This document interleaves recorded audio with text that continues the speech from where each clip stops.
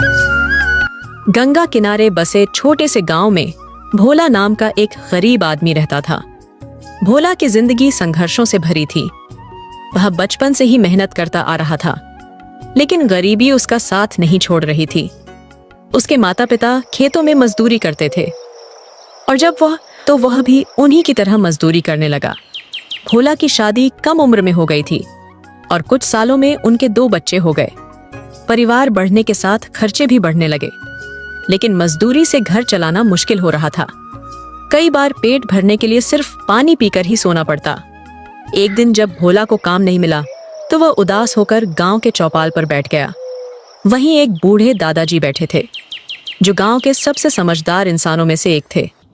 उन्होंने भोला से पूछा, बेटा इतना उदास क्यों है?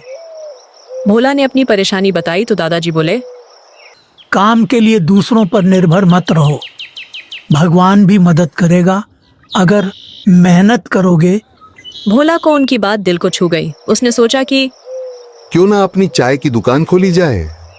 मगर दिक्कत यह थी कि उसके पास पैसे नहीं थे। उसने अपनी पत्नी से इस बारे में बात की। विमला ने अपने बचाए हुए कुछ पैसे भोला को दिए और गांव के एक दोस्त से उसने थोड़ा और उधार लिया।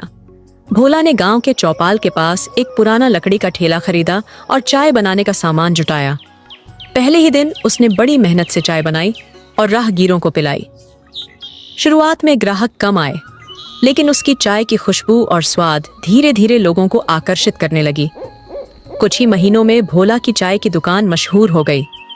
गांव के लोग, किसान मजदूर, स्कूल के बच्चे सब उसकी दुकान पर आने लगे।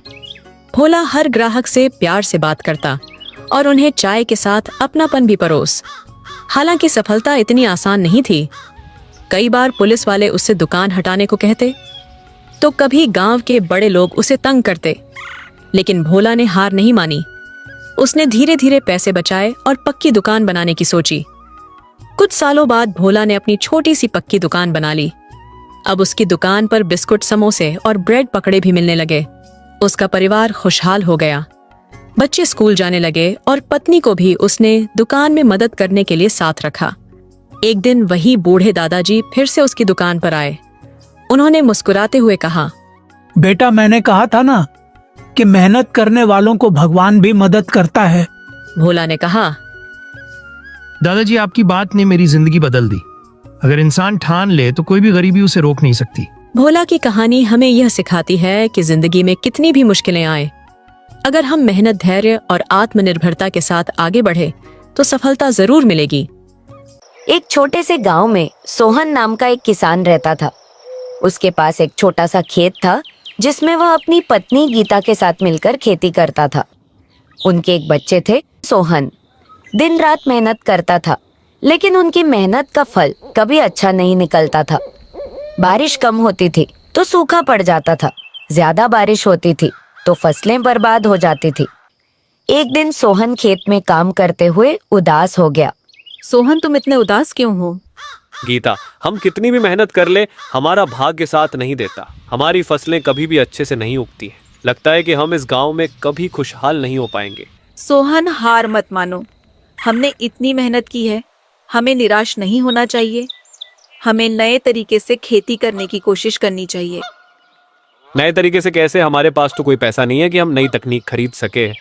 हम गांव के सरकारी स्कूल में जाकर कृषि वैज्ञानिकों से सलाह ले सकते हैं। शायद वे हमें कुछ अच्छे सुझाव दे सके।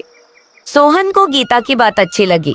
अगले दिन वे दोनों गांव के स्कूल गए और वहां के कृषि वैज्ञानिक से मिले। वैज्ञानिक ने उन्हें बताया कि उनकी मिट्टी में नाइट्रोजन की कमी है। उन्होंने उन्हें बताया कि कैसे वे अपनी फसलों में जैविक खाद का इस्तेमाल करके नाइट्रोजन की कमी को पूरा कर सकते हैं। सोहन ने वैज्ञानिक की बातों को ध्यान से सुना और उन्हें धन्यवाद दिया।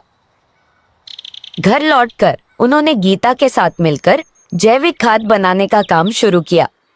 उन्होंने गांव के अन्य किसानों को भी जैविक खेती के बारे में बताया। अगले साल सोहन ने जैविक खाद का इस्तेमाल करके अपनी फसल उगाई। उनकी मेहनत रंग लाई